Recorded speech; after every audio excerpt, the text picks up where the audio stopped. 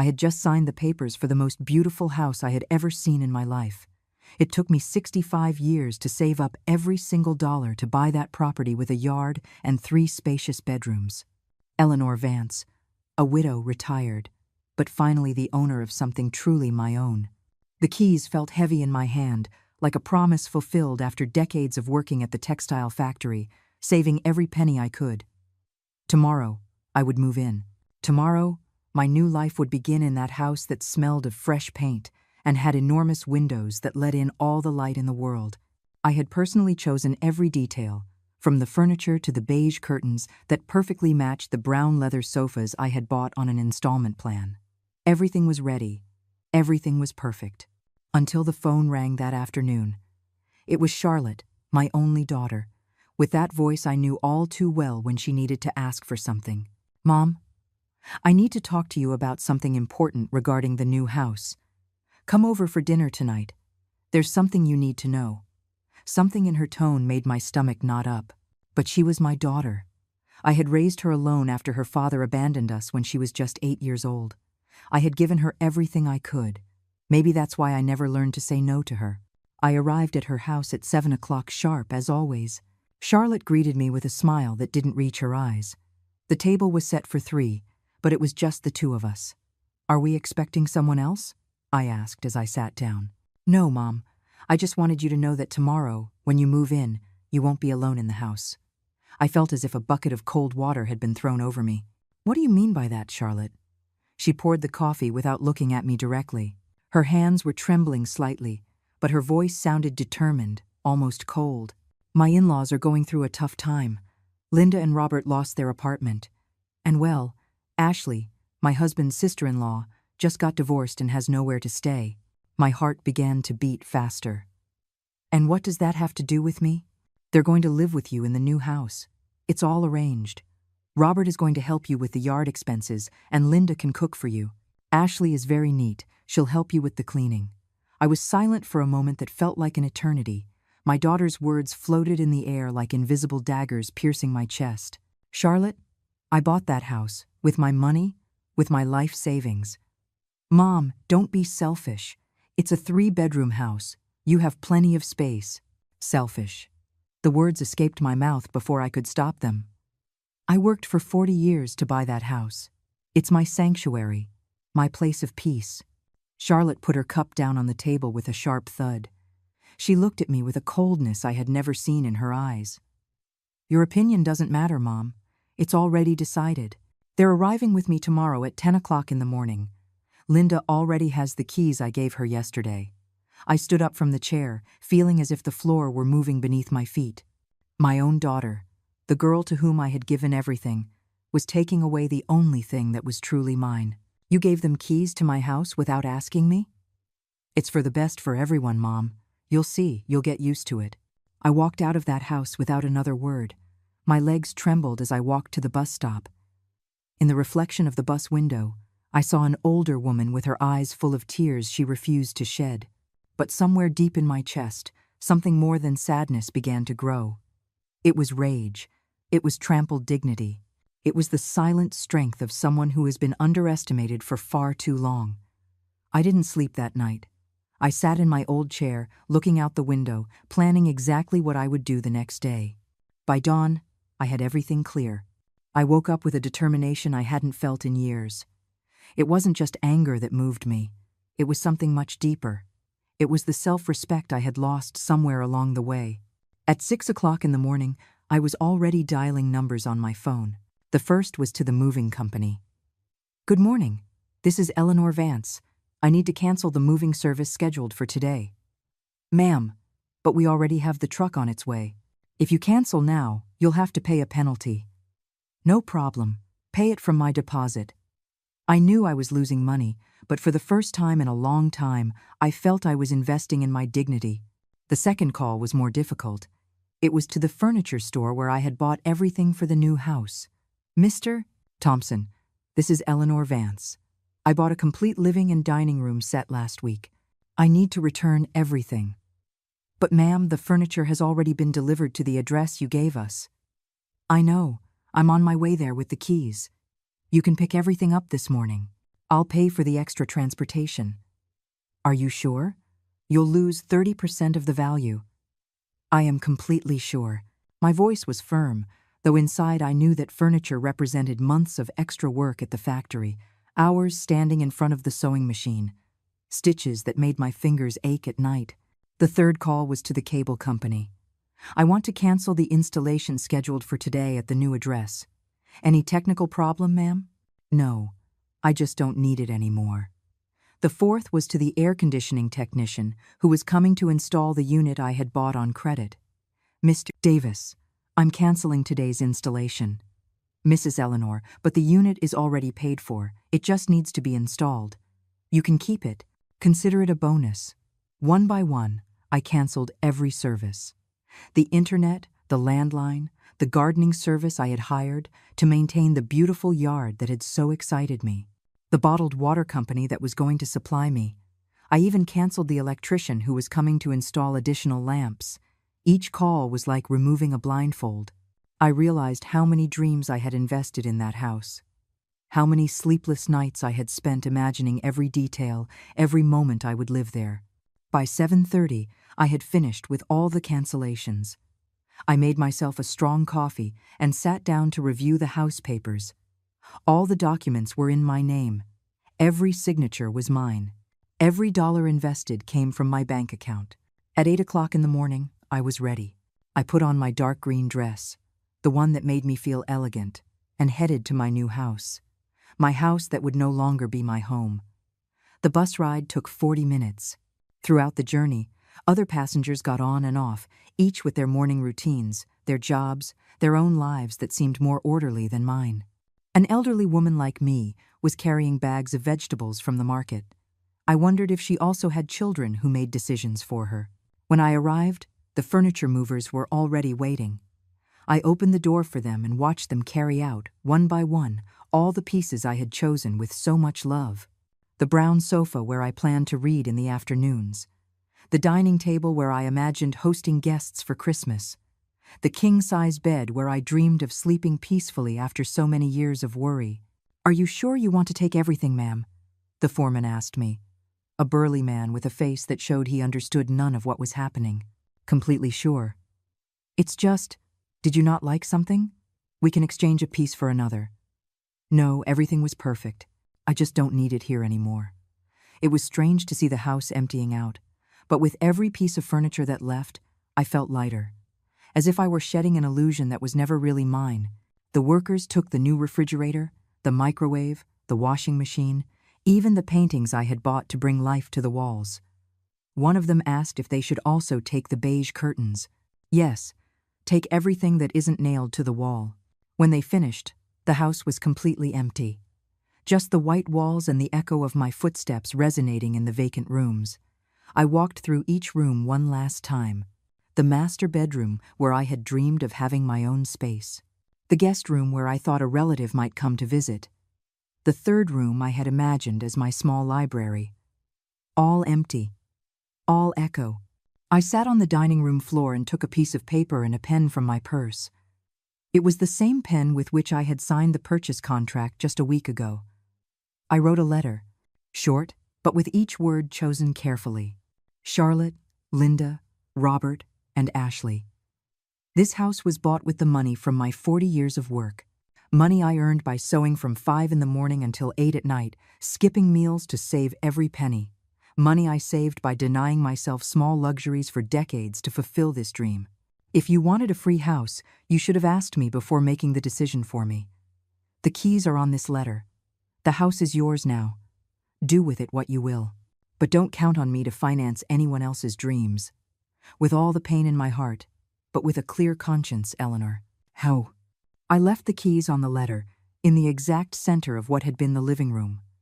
The metallic sound of the keys against the floor echoed through the empty house like a bell announcing the end of something.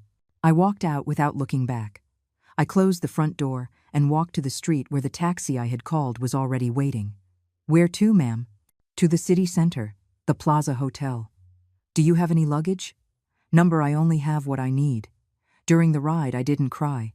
I had no regrets. I just felt a strange peace, like when you finish cleaning a deep wound. It hurts, but you know it was necessary.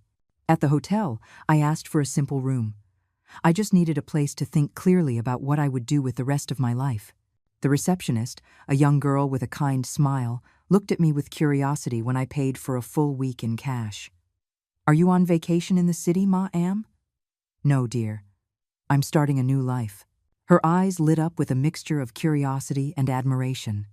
It probably wasn't common to see a woman my age talking about starting over. How exciting! I hope you enjoy your stay. I went up to the room and sat by the window overlooking the main square. It was a modest but clean room, with a single bed, a small desk, and a view that calmed me. People were rushing around the square, each with their own problems, their own dreams. I wondered how many of them had been betrayed by those they loved most. I opened the window to let in the fresh morning air. There was a bench under a large tree where an old man was feeding pigeons. He looked so serene, so at peace with himself. I hadn't felt that way in years. At 9:45, my phone rang. It was a number I didn't recognize. "Mrs. Eleanor Vance?" "Yes, this is she. This is James Anderson. I'm your new neighbor. Well, your next-door neighbor." My heart sped up a bit. What could the neighbor want? "Good morning, Mr. Anderson. How can I help you?" "Ma'am, please excuse the intrusion, but something strange is happening at your house. A moving truck arrived about an hour ago, but instead of bringing things in, they're taking everything out." I smiled involuntarily. It was strange to feel that someone was concerned about me, even if it was a stranger. "Don't worry, Mr. Anderson. It's all under control." "Are you sure? Because I also saw the furniture company taking away sofas and a large table. And now there's an appliance truck." His voice sounded genuinely worried. He was an older man. You could tell by his slow, courteous tone. "It's very kind of you to be concerned." "Yes, I authorized all of that." "Ah, well, it's just that yesterday I saw you looking so excited when you were checking out the garden. I thought something bad had happened." "He saw me in the garden yesterday." "Yes, ma'am. I was watering my plants when you arrived with a notebook, writing things down. You looked so happy planning where to put the flowers." A lump formed in my throat. It was true. Yesterday afternoon I had gone to measure the garden, to imagine where I would plant the rose bushes I wanted. It had been one of the happiest moments of the last few weeks. Yes, I had many plans for that garden. "You had? You don't anymore?" There was an awkward silence. I didn't know how to explain to a stranger what had happened. "The situation changed, Mr. Anderson." "Well, Mrs. Vance, I don't meddle in other people's business. But if you need anything, I live alone in the house next door. I'm a widower, too. I know what it's like to be alone at this stage of life." His words went straight to my heart. It had been a long time since someone had spoken to me with such warmth without wanting anything in return. "That's very kind of you, Mr. Anderson. Really. By the way, ma'am, a car just pulled up with 4 people. A very upset young woman and 3 older people with suitcases. At 10:30, my phone rang again. This time it was Charlotte. "Mom, what did you do? The house is completely empty." Her voice was hysterical, furious, but there was something else. There was real panic in her tone. "Hello, Charlotte. How did the move go? Don't play games with me. Where's all the furniture? Where's the television? Linda and Robert are standing in an empty house with their suitcases." "Oh, that. I returned it all. I wasn't going to need it." "You're crazy. How could you do such a thing? Do you have any idea what it all cost?" "Of course I know. I paid for it." "Mom, you have to fix this right now. Robert already spent money on gas for the moving truck. Linda brought food to cook today. Charlotte, I don't have to fix anything. You all made a decision for me. Now you can also decide how to solve this." "This is ridiculous. You're being selfish, a bitter old woman." The words hurt more than I expected. It was my daughter talking to me like that. The little girl I had raised with so much love was now screaming at me as if I were her enemy. "Where are you? Come here immediately." I looked out the hotel window. The old man was still feeding the pigeons in the square. He looked calm, unhurried, with no one screaming at him on the phone. "I'm not coming, Charlotte. I've done my part. I bought the house. The rest is your problem." "Mom, this can't be happening. Linda is crying. She says she feels humiliated." Charlotte, at any point, did you ask yourself how I felt? What do you mean? Did you ask yourself if I wanted to share my house? If I had worked for 40 years to have permanent house guests? If my dream was to become a free boarding house? Mom, don't exaggerate. It was only going to be temporary. How long? A month? A year? Until they found jobs? And what if they didn't? Was I supposed to kick them out myself? There was a silence on the other end of the line. This isn't over, Mom. You're right, it's not over. Because now I am going to decide what to do with my life. And for the first time in many years, I'm going to decide alone. Wait, don't hang up. But I had already hung up. I turned off the phone and put it in the nightstand drawer. From the window, I saw a tour bus full of tourists arrive. They got off with cameras and maps, excited to discover the city. They laughed, took pictures, pointed at historic buildings. I wondered when was the last time I had felt that excitement for something new. I decided to go down and walk around the square. I needed fresh air and movement after that call. The square was beautiful. It had large trees that provided shade, wrought iron benches painted green, and a fountain in the center where children ran around while their mothers watched from the benches. I approached the old man feeding the pigeons. He had completely white hair and wore a well-ironed cream-colored shirt.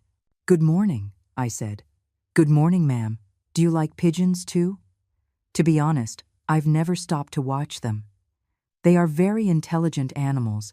Each one has its own personality. That gray one over there is very shy, and that white one with spots is the greediest of them all. I watched him feed the birds with breadcrumbs he took from a paper bag. There was something very peaceful in his movements, very deliberate. "You come here every day?" "Every day since I retired. My wife died 5 years ago, and my daughter lives in another country. At first, I came because I didn't know what to do with so much free time. Now I come because the pigeons wait for me." "You don't feel lonely?" "Sometimes. But I've learned that being alone is not the same as being lonely. When you are at peace with yourself, solitude can be very good company." His words resonated in my head like a bell. Being alone is not the same as being lonely. "May I sit for a moment?" "Of course, ma'am. What's your name?" "Eleanor. Eleanor Vance." "A pleasure, Mrs. Vance. I am James Anderson." "James Anderson?" "Yes, why?" "We've met. You called me this morning. You're my neighbor." He stared at me with wide eyes. "You are the lady from the new house? The one with the garden?" "I was. Not anymore."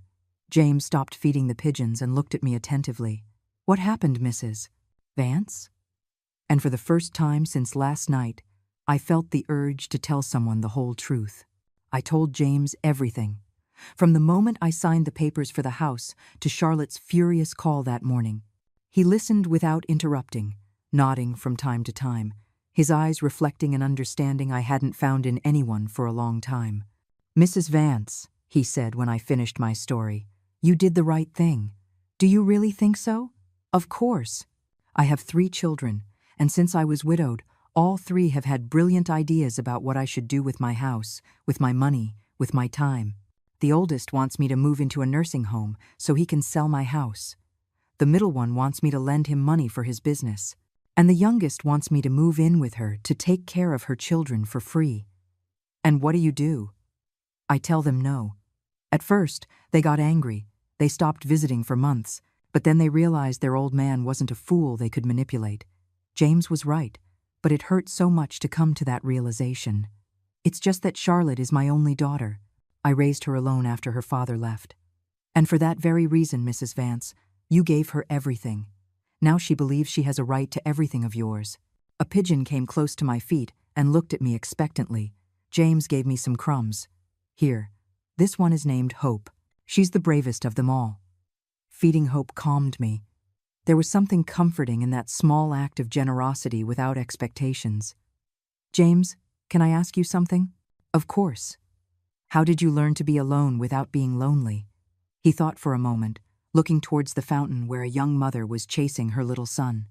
"I think I started to understand it when I stopped expecting others to fill my life and started to fill it myself. At first, it was hard. I was used to my day revolving around my wife, also named Hope. When she died, I didn't know what to do with myself. And what did you do? I started small. I got up one day and decided to learn how to cook something other than fried eggs. Then I decided to fix the broken things in the house myself instead of calling my children. After that, I started going for walks with no particular destination. And when did you know you were okay? The day I realized I could spend a whole day without looking at the phone, waiting for someone to call. The day I woke up excited about something I was going to do for myself. His words hit me deeply. It had been years since I had woken up excited about something that was just for me. James, do you think I'm too old to start over? Mrs. Vance, my grandmother started learning piano at 70. She said she had been too busy raising children and grandchildren to do something for pure fun. She died at 85 playing a waltz. I smiled for the first time in days. Really? Really? And you're 65. You have at least 20 years to learn piano, painting, dancing, French cooking, whatever you can think of. I was quiet for a moment, watching as Hope pecked at the crumbs around my feet. James, can I tell you a secret? Of course. My whole adult life, I dedicated myself to being the perfect mom for Charlotte. I worked, cooked, cleaned, helped her with her homework, went to school meetings. I never had time to ask myself what I liked. And now? Now I realize I don't even know what my favorite color island. I always bought clothes thinking about what was practical, not what I liked. What color are you wearing today? I looked at my dark green dress. Green. Do you like it? Yes. It makes me feel elegant. Then that might be a good place to start getting to know yourself. At that moment, my phone rang. It was Charlotte again. This time I didn't turn it off, but I didn't answer either. I let it ring until it stopped. It's your daughter. Yes. Are you going to answer? Not yet. I need time to think. James nodded understandingly. Mrs. Vance, may I give you some advice? Please. Don't make important decisions when you're angry, but don't make them when you're scared either. Make them when you're calm. And how do I know when I'm calm? When you can think about the problem without your chest hurting. I took a deep breath. My chest still hurt when I thought about Charlotte. Then I'm not ready yet. There's no rush, Mrs. Vance. Time is the only thing we truly have. We sat in silence, feeding the pigeons for almost an hour. It was a comfortable silence, without pressure, without expectations. It had been years since I had experienced that feeling of peace. James, can I ask you something else? As many times as you like. Do you think I'm a bad mother for doing what I did? James stopped handing out crumbs and looked me directly in the eyes. Mrs. Vance, is a good mother one who allows her child to trample all over her? Is a good mother one who teaches her child that they can make decisions for others without consulting them? Is a good mother one who accepts anything to avoid conflict? Then you were not a bad mother. You were a mother who finally decided to teach her daughter a very important lesson. What lesson? That actions have consequences. And that respect is not optional, not even between family. His words comforted me more than I had expected. Do you know what hurts the most, James? What?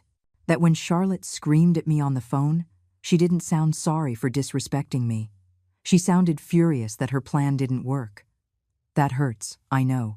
But it's also giving you very valuable information about who your daughter really is at this moment in her life. What do you mean? That maybe the Charlotte you raised, the sweet and grateful little girl, got lost somewhere along the way. But that doesn't mean she can't find herself again. And if she never finds herself, then you will have learned something painful but necessary, and you can decide how to relate to her based on reality, not on your hopes. The phone rang again. This time it was an unknown number. Mrs. Eleanor Vance? Yes? This is Linda. Well, I was going to be your... This is very awkward. Linda sounded nervous, embarrassed. Hello, Linda. Mrs. Vance, I wanted to apologize. I didn't know that Charlotte hadn't consulted you about us living with you. I really didn't know. No, ma'am. She told us that you had insisted we come live with you because you were very lonely, that you wanted company. I felt like I had been punched in the stomach. That's what she told you? Yes, ma'am. That's why we accepted. We thought we were doing you a favor. When we arrived this morning and saw your face when you got the call from Charlotte, we realized something wasn't right. Linda, where are you now? At the house, ma'am. We don't know what to do. Robert is trying to calm Charlotte down, but she's beside herself. And Ashley, well, Ashley says this is very awkward and that we should just leave. And what do you want to do? Mrs. Vance, we don't want to cause you any problems. If you prefer that we find another place, we will go. For the first time since yesterday, someone was speaking to me with respect and consideration. Linda, can I ask you something? Of course, ma'am. Do you really need a place to live? Yes, ma'am. We lost our apartment because the owner is going to demolish it. We have 1 month to find something, but with the pension we receive, it's very difficult to find something decent. I understand. Mrs. Vance, what Charlotte did was very wrong. You had every right to decide about your own house. James was looking at me intently. I could see in his eyes that he was realizing something important was happening in that conversation. Linda, may I think about it? Of course, ma'am. And again, I apologize for this misunderstanding. When I hung up, James asked, "What are you going to do?" I don't know yet, but I think I'm starting to understand something. What? That maybe the problem wasn't them coming to live with me. The problem was that nobody asked me if I wanted them to. James nodded slowly, as if he had been waiting for me to reach that conclusion. Mrs. Vance, there is a big difference between helping because one wants to and being forced to help. Exactly. If Linda and Robert really need help, and if they had asked me respectfully, I might have said yes. But Charlotte decided for me, and that's what I can't forgive. And what do you plan to do now? I watched the pigeons. Hope had brought 2 others, and now the 3 of them were pecking near our feet. It was as if they had formed a small family around us. I think I'm going to talk to Linda and Robert, but without Charlotte present. That seems sensible. James, do you think I'm foolish for considering helping them after everything that's happened? No, Mrs. Vance. I think you're being wise. You are separating the people who acted with respect from the one who did not. That afternoon, I returned to the hotel and called Linda. Linda, this is Eleanor Vance. Mrs. Vance, how are you? I'm fine. Linda, could you, Robert, and I talk? Without Charlotte. Of course, ma'am. Where would you like to meet? Do you know the Hope Cafe downtown? Yes, ma'am. Can you be there at 5 o'clock this afternoon? Of course. And Ashley? Can she come too if she wants? I'll ask her and confirm. An hour later, I arrived at the cafe. It was a small, cozy place, with wooden tables and the aroma of freshly brewed coffee floating in the air. Linda and Robert were already there, sitting at a table in the back. They looked nervous but respectful. Linda was a woman in her 60s, with gray hair pulled back in a simple bun and a pale yellow blouse. Robert looked a few years older, with a white mustache and a well-ironed light blue shirt. They both stood up when they saw me arrive. Mrs. Vance, thank you so much for agreeing to talk with us, Robert said, extending his hand. Please, sit down. We settled at the table. The waitress came over, and we ordered coffee for the 3 of us. Ashley isn't coming? No, ma'am, Linda replied. She says this is very awkward, and she prefers to find another solution. I understand. Well, I wanted to talk to you to clear some things up. Of course, Mrs. Vance. First, I want you to know that I'm not angry with you. I'm angry with my daughter for the way she handled this whole situation. Linda and Robert exchanged a look of relief. Second, I want to understand exactly what Charlotte told you and what your real situation island. Robert took the lead. Mrs. Vance, we lived in an apartment in the San Miguel neighborhood for 15 years. The owner of the building died, and his heirs decided to sell the land to a developer.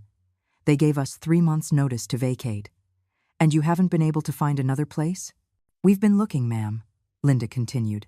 But with our retirement pension, most of the places we can afford are in very poor condition or in very dangerous neighborhoods. How much is your pension? Between the 2 of us, about $400 a month, Robert replied. It was a small amount. I understood why they were having trouble finding something decent. And how do you know Charlotte? She's our daughter-in-law, Linda explained. She's been married to our son Michael for 8 years. Is Michael on board with you living in my house? Linda and Robert looked at each other uncomfortably. Well, Mrs. Vance, Robert said, Michael is working in another country. He left 6 months ago to look for better job opportunities. Does he know what happened today? We sent him a message telling him, but with the time difference, he hasn't responded yet. The waitress brought our coffees. I took a sip while processing the information. Linda, Robert, I want to ask you a direct question. Did you really believe that I had insisted you come live with me? Linda looked down. At first, yes, ma'am. Charlotte told us that you felt very lonely in that big house and had mentioned that you would like some company. But when we arrived this morning and saw your face when you received the call from Charlotte, we realized something wasn't right, Robert admitted. What made you realize that? The way Charlotte was screaming at you on the phone, Linda said. A daughter doesn't scream at her mother like that unless she knows she's doing something wrong. I was surprised by their perceptiveness. And what do you plan to do now? Mrs. Vance, Robert said, we don't want to be a burden to anyone. If you prefer that we find another place, we completely understand. But what would you do? Where would you go? We have some savings, Linda explained. We could rent a room in a boarding house for a month or two while we look for something more permanent. A room for both of you? Yes, ma'am. It's not ideal, but we've lived in worse conditions. I looked at both of them. They were humble, polite people who were in a difficult situation through no fault of their own. It was very different from the image I had formed in my head of freeloaders who wanted to live for free. Linda, Robert, may I make you a proposal? Of course, ma'am. What would you think if we tried an arrangement for 1 month?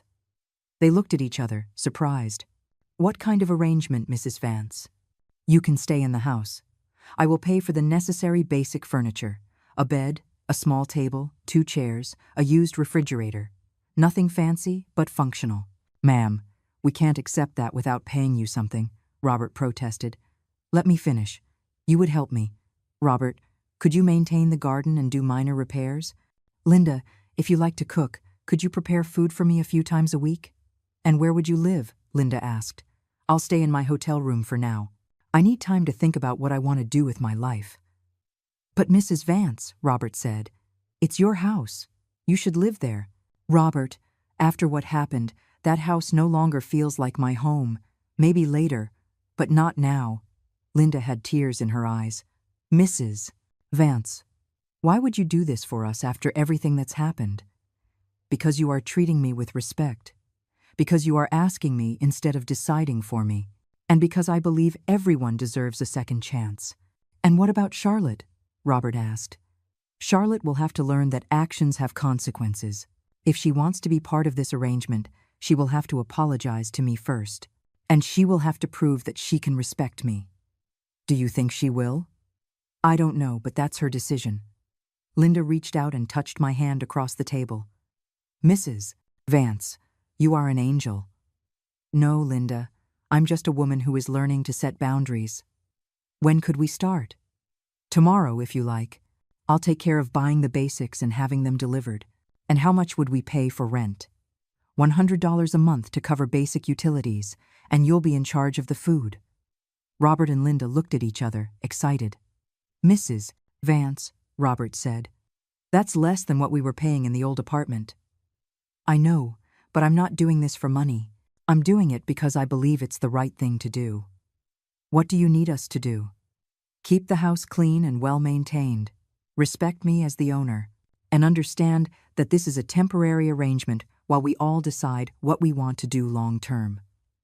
Perfect, ma'am, they said at the same time. There's one more condition. What is it? If Charlotte shows up at the house without having spoken to me first, you are not to let her in. This is my house, and I decide who can be there. Understood, Robert said firmly. And Ashley? Ashley decided to find another place. She says she doesn't want to be in the middle of family problems, Linda explained. Better for everyone. We talked for another hour. They told me about their lives, their previous jobs, their worries. They were good people who had simply had bad luck. It was refreshing to talk to people who treated me like a person with a right to an opinion about my own life. When we said goodbye, I felt something I hadn't felt in a long time, that I had made a decision for myself based on what I considered right, without letting others decide for me. That night, as I was having dinner alone in my hotel room, my phone rang. It was Charlotte. This time, I answered. Hello, Charlotte. Mom, Linda told me they're going to live in the house anyway. That's right. But that's exactly what I had planned from the beginning. No, Charlotte.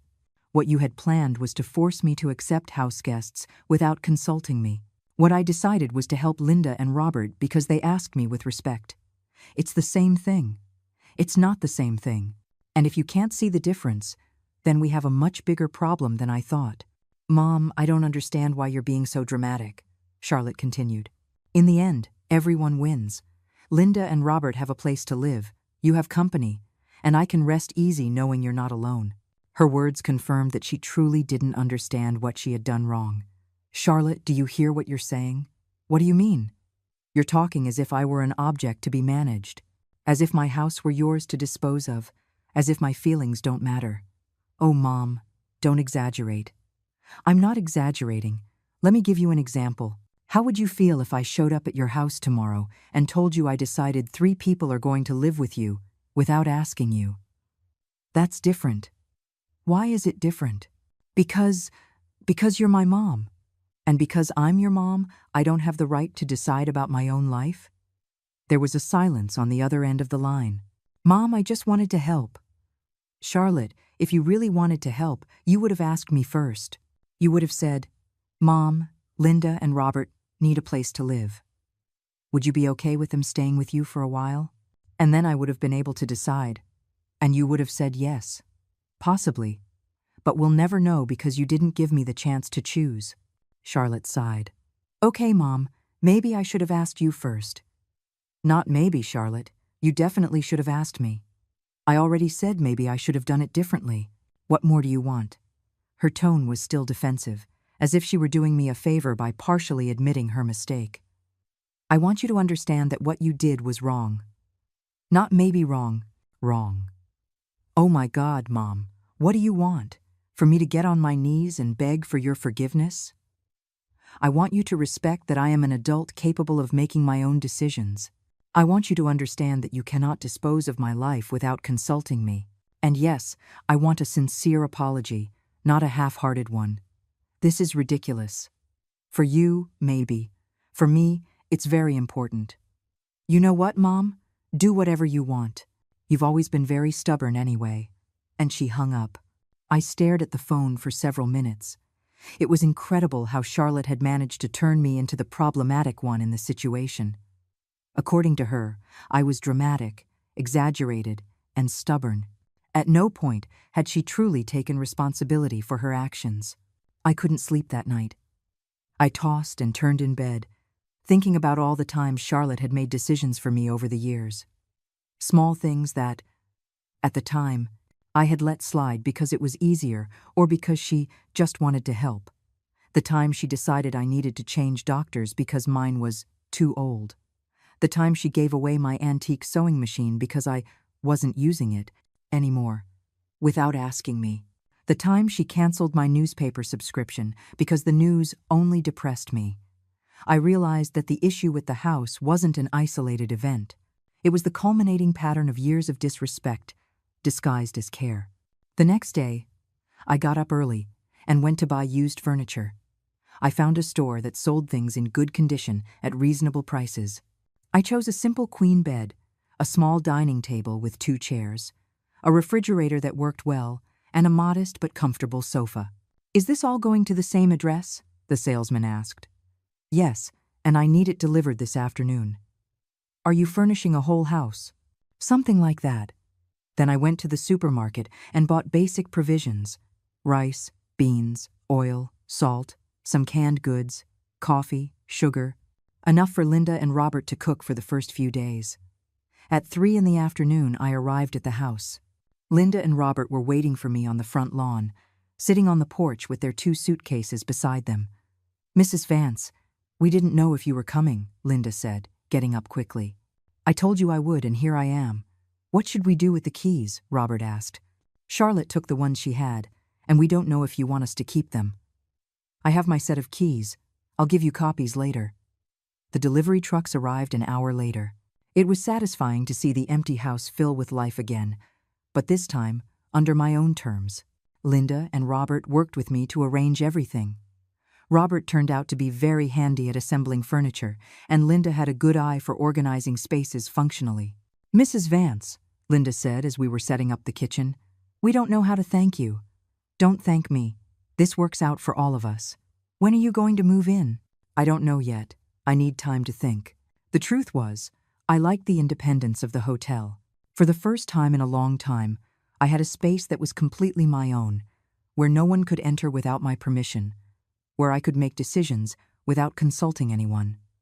"Mrs. Vance," Robert said, "my son Michael called last night from the United States." "Oh yes? And what did he say?" "He's very embarrassed about what Charlotte did. He says he never asked her to find us a house, and that he didn't know she had done all this without consulting you." "Is Michael coming back soon?" "No, ma'am. He got a good job there and plans to stay for at least 2 more years. But he says that when he comes back, he will take responsibility for us." "And what do you want to do?" Linda and Robert looked at each other. "Mrs. Vance," Linda said, "if you would allow us to stay here for those 2 years, we would save enough to put down a deposit on a small apartment when Michael returns." "That's a long time." "We know. If it seems too long, we can look for something else." I looked at both of them.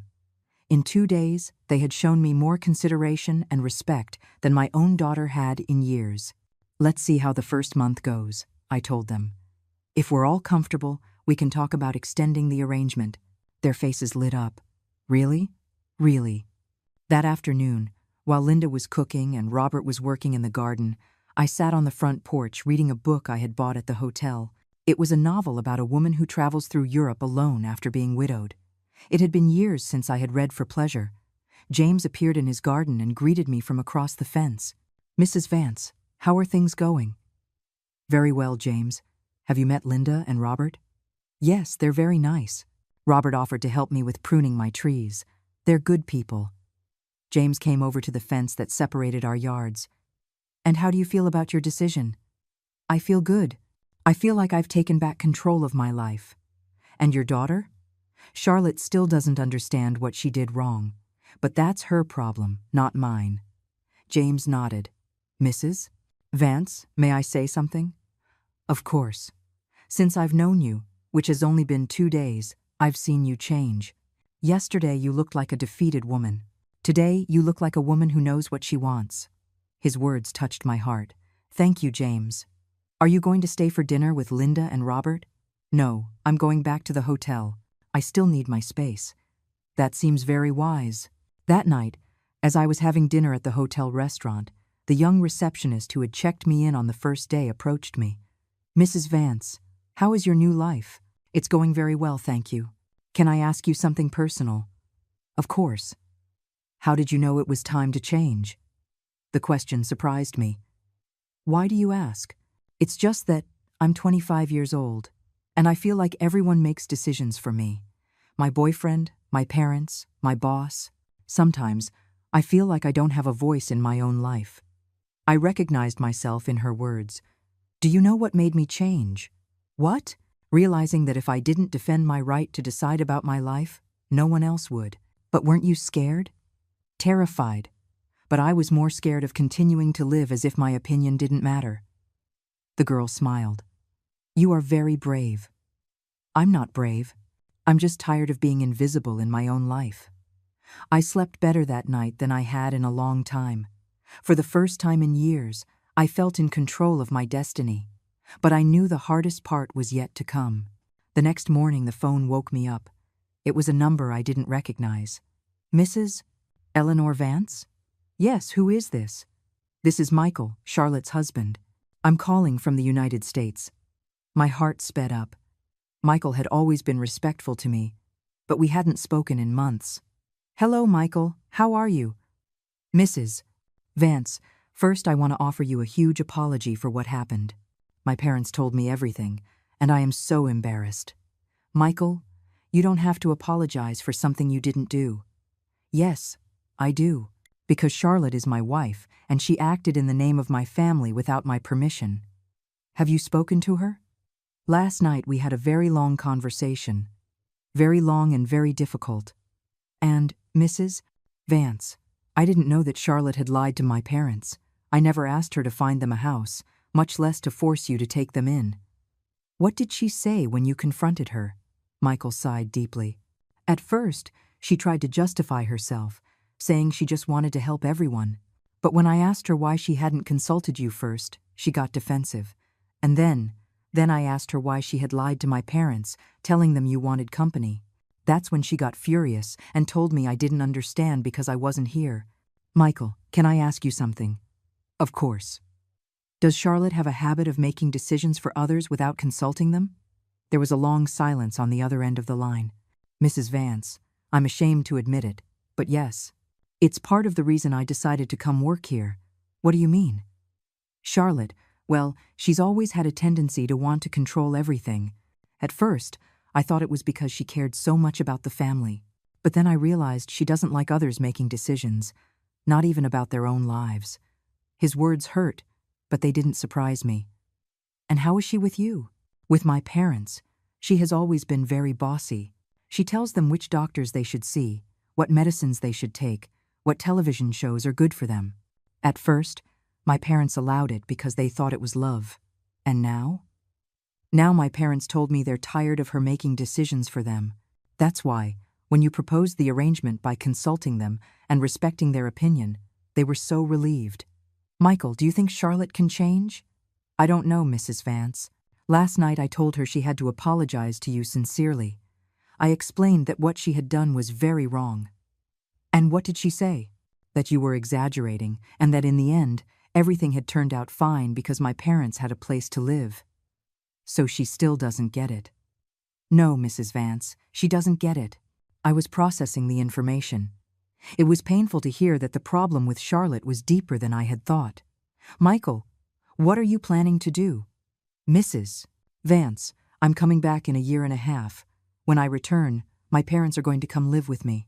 But in the meantime, if you are willing to continue helping them, I will send you money every month to cover the expenses. That's not necessary, Michael. The arrangement I have with them is working well. I insist, Mrs. Vance. It's the least I can do after all this trouble. And what does Charlotte think of that? Charlotte is going to have to learn to live with the consequences of her decisions. After hanging up with Michael, I sat thinking for a long time. It was clear that Charlotte had a serious problem with control and respect for others. But it was also clear that I had been part of the problem by allowing this behavior for years. I decided to go for a walk in the square to clear my head. James was on his usual bench feeding the pigeons. Good morning, Mrs. Vance. How did you wake up? With a lot on my mind, James. Do you want to tell me? I told him about the conversation with Michael. James listened attentively while the pigeons pecked around our feet. Do you know what hurts the most, James? What? Realizing that I allowed Charlotte to develop this behavior. Every time she made decisions for me and I said nothing, I was teaching her it was okay to do so. Mrs. Vance, you can't blame yourself for wanting to avoid conflict with your daughter. But by avoiding small conflicts, I allowed a much larger conflict to be created. That's true, but it's also true that it's never too late to change the dynamic. But what if Charlotte doesn't want to change? James looked at me with those wise eyes that were now familiar to me. Then you will have to decide what kind of relationship you want to have with someone who doesn't respect you. His words were harsh but necessary. James, do you think I'm a bad mother for setting boundaries so late? Mrs. Vance, a bad mother is one who never sets boundaries. A good mother is one who sets them when she realizes they are necessary, regardless of how old her children are. That afternoon, I decided to do something I hadn't done in years.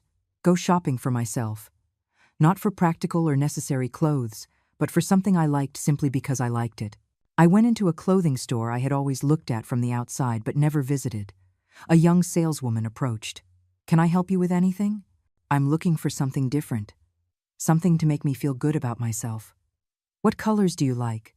I thought for a moment. It had been so long since I had only bought clothes in black, gray, or brown because it was practical. I like green and gold. Perfect. I have a few things I think you'll love.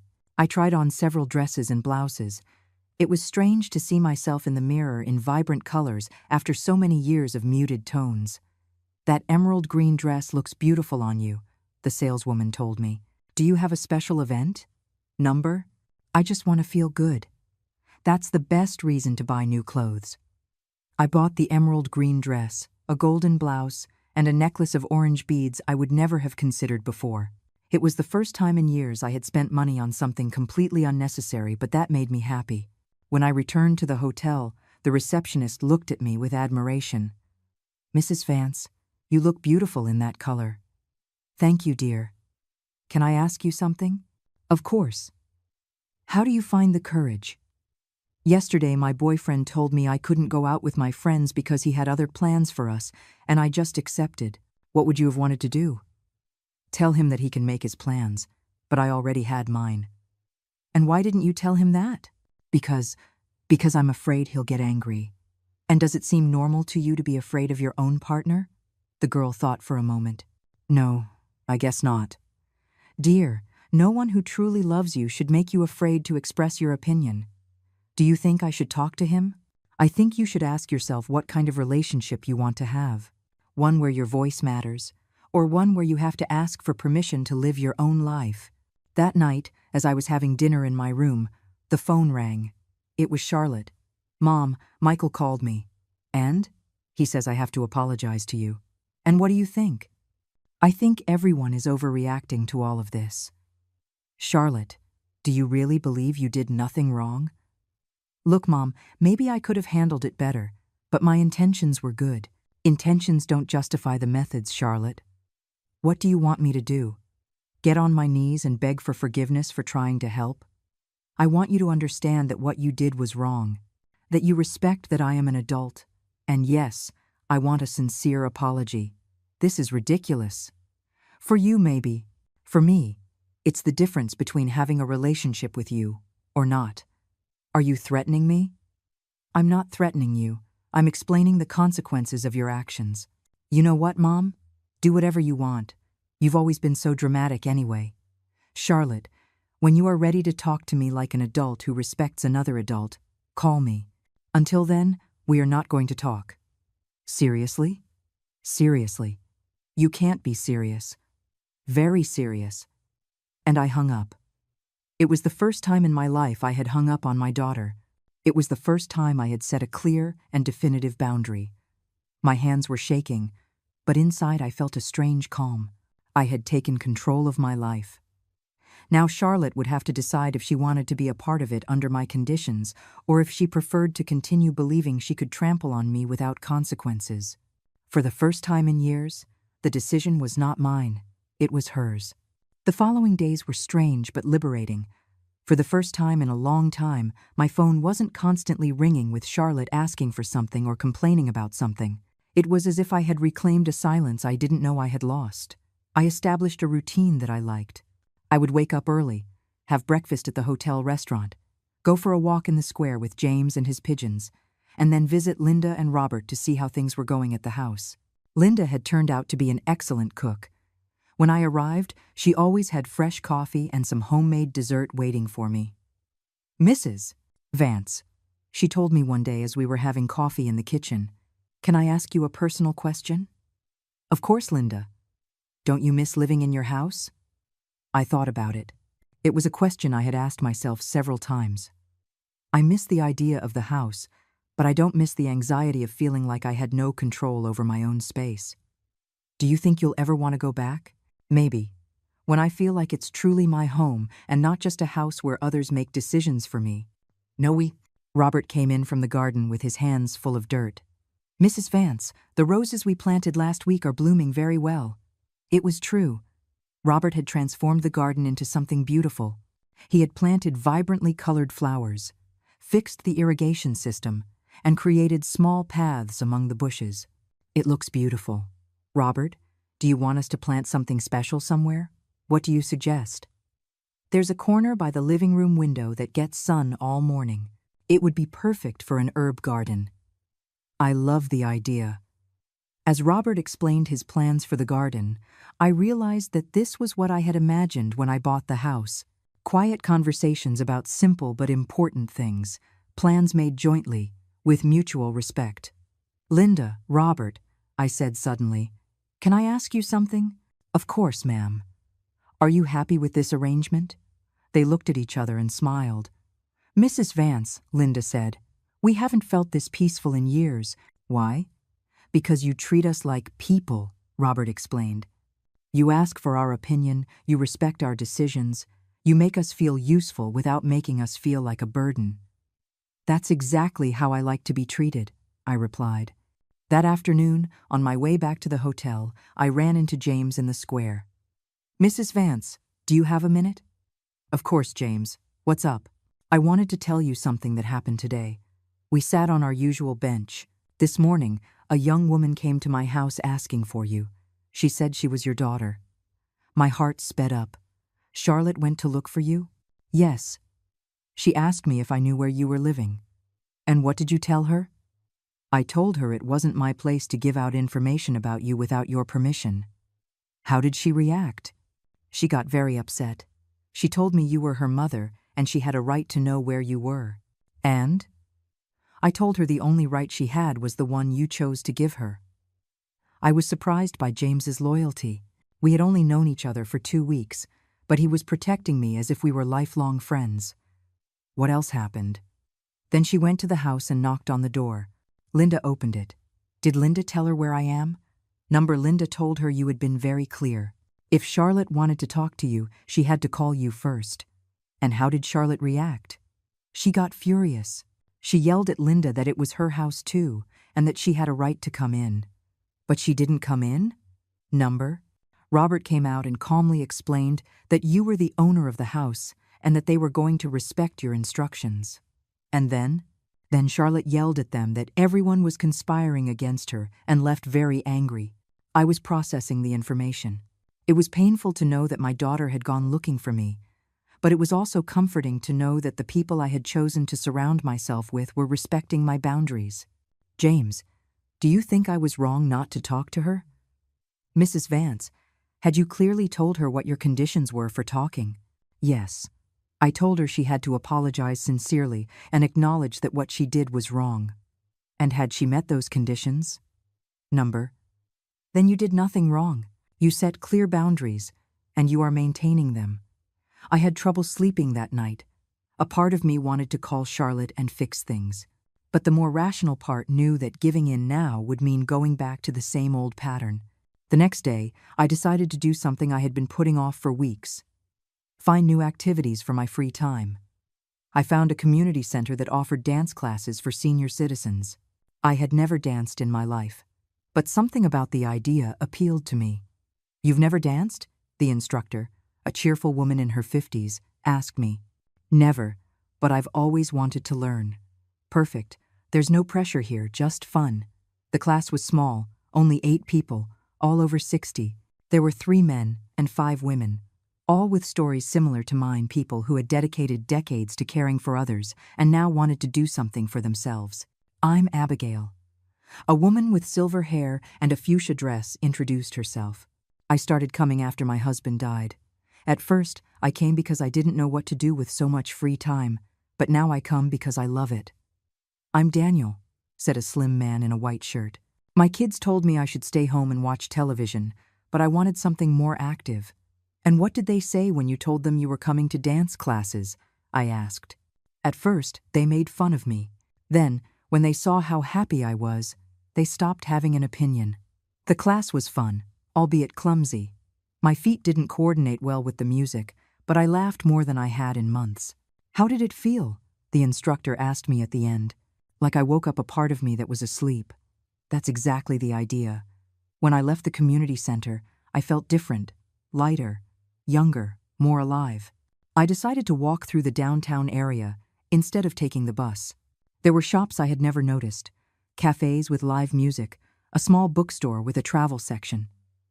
I went into the bookstore and lost myself among the shelves. There were books about countries I had never considered visiting, guides for women traveling alone, stories of people who had changed their lives after 60. Can I help you? The bookseller, an older man with glasses and a kind smile, asked me.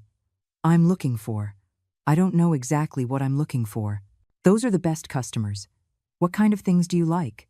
Stories of people who started over when they thought it was too late. I have exactly what you need. He took me to a special section and showed me several books. One immediately caught my eye.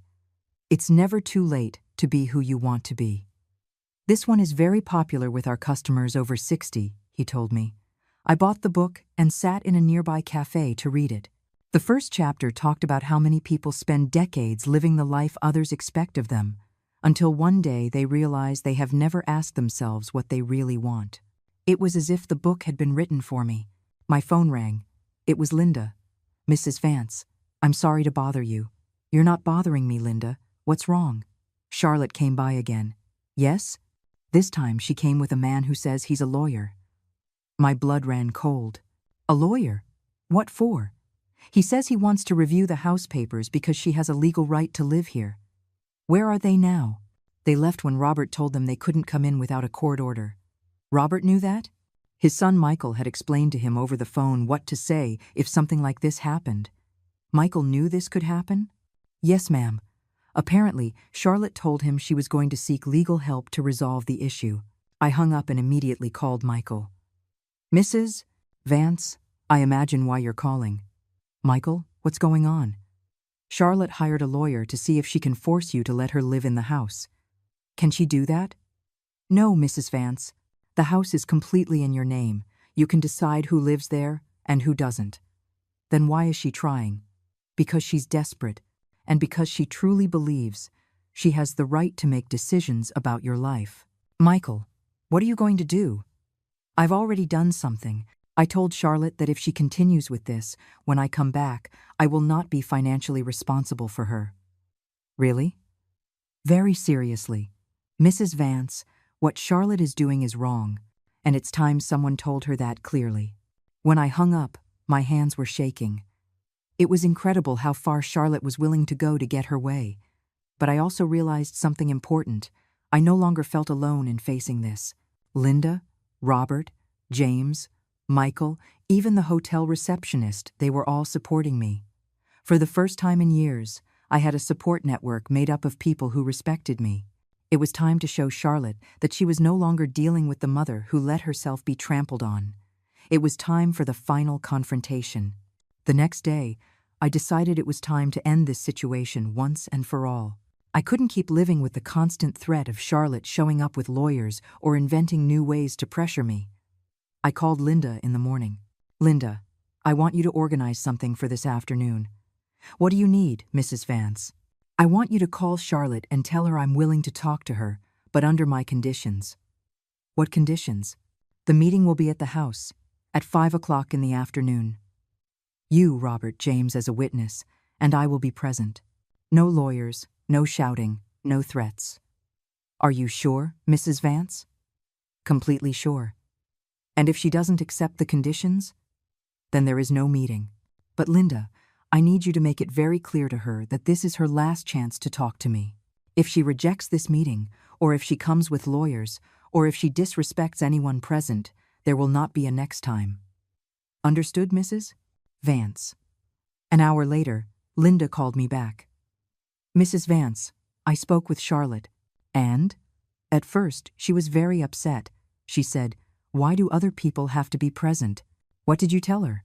I told her that those were your conditions, take them or leave them. And in the end, what did she decide? She's coming, but she said this was ridiculous and that you were being very dramatic.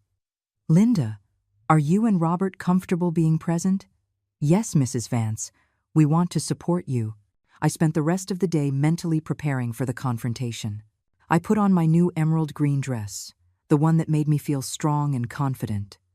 At 4:30, I arrived at the house. Linda had prepared coffee and had arranged chairs in the living room so we could all sit comfortably. Robert had cut some flowers from the garden and put them in a vase in the center of the table. James arrived promptly at 5 minutes to 5. Mrs. Vance, are you ready for this? As ready as one can be. At exactly 5 o'clock, Charlotte arrived. I saw her coming from the window. She came alone, dressed in a formal black suit, as if it were a business meeting. Her expression was one of annoyance and determination. Linda opened the door for her. "Hello, Charlotte. Please, come in." Charlotte entered and looked around the living room. It was the first time she had seen the furnished house since the day she took everything. "I see you bought new furniture," she said without greeting me. "Hello, Charlotte. Yes, I bought what was necessary. She sat in the chair that was opposite me. Linda and Robert sat to one side, James to the other. Why do all these people have to be present? Charlotte asked, annoyed. Because they are witnesses to this conversation. And because they are the people who have supported me when you decided to disrespect me. Mom, this is ridiculous. Charlotte, I set the rules for this meeting very clearly. If you are not willing to respect them, you can leave right now. She settled into her chair with a look of annoyance. Fine. What do you want me to do? I want you to explain to me why you believe you had the right to make decisions about my house without consulting me. Mom, we've already talked about this. I just wanted to help Linda and Robert, and I thought you would want to help them too. Charlotte, that is not an explanation. That is a justification. I am asking you why you did not consult me before deciding. Because I knew you would put up obstacles. What kind of obstacles? You would have said you didn't have space, or that you didn't know Linda and Robert well, or that you wanted to be alone. And those wouldn't have been valid reasons? But Mom, you have a 3-bedroom house. You have plenty of space. Charlotte, do you understand that the size of my house does not give you the right to decide who lives in it? But it's just that you've always been very closed off to meeting new people. James leaned forward. Excuse me for interrupting, but did you ask your mother if she wanted to meet new people? Charlotte looked at him, annoyed. You have no business getting involved in this. Charlotte, I said firmly. James is here because I invited him. Are you going to treat him with respect? Or does this conversation end? Fine, fine. Linda spoke for the first time. Charlotte, can I ask you something? What? Why did you tell us that your mother wanted us to come live with her? Charlotte turned red. Because I knew you wouldn't accept if you thought it was charity. But it was charity, Robert said. And there's nothing wrong with that if it's offered with respect. Charlotte, I continued, do you understand that lying to Linda and Robert was also wrong? I didn't lie to them. I just adapted the truth to make them feel better. That's called lying, Charlotte. Oh, Mom, don't be so dramatic. Charlotte, that is exactly the attitude that bothers me. Every time I point out something you did wrong, you tell me I'm being dramatic or exaggerating. But you are exaggerating. Do you think it's an exaggeration that I want to have a say in my own house? No, but do you think it's an exaggeration that I want to be consulted before you invite people to live with me? No, but do you think it's an exaggeration that I want my feelings to be considered? No, but it all turned out well.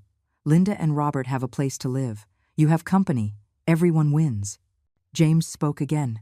Excuse me, Charlotte, but do you believe that the end justifies the means? What do you mean? That if the result is good, it doesn't matter how it was achieved. In this case, yes. And what if your mother had decided to sell the house out of frustration from all of this? The result would still be good. But she didn't sell the house. But she could have, and it would have been your fault. Charlotte was quiet for a moment. Look, Mom, maybe I could have handled it differently, but my intentions were good. Charlotte, do you know how many times you've told me that in the last few days? What? That maybe you could have handled it differently. That your intentions were good, but you have never said that what you did was wrong. Because I don't think it was that wrong. Really? Really. I got up from my chair and walked to the window overlooking the garden. The roses that Robert had planted were blooming beautifully. Charlotte, do you know what Michael told me when he spoke with me? What did he tell you? He told me that you have a habit of making decisions for others without consulting them. Is that true? Michael exaggerates. Does he? Linda? Robert? Have you noticed that? Linda and Robert looked at each other uncomfortably. Answer my mom, Charlotte said, annoyed. Charlotte, Linda said hesitantly. You often tell us what medicines we should take, what television shows are good for us. Because I care about you. But you never ask us if we want that help, Robert added. See? I told her. I'm not the only one who feels this way. Charlotte was quiet for several minutes. I could see she was processing the information, but also that she was fighting against it.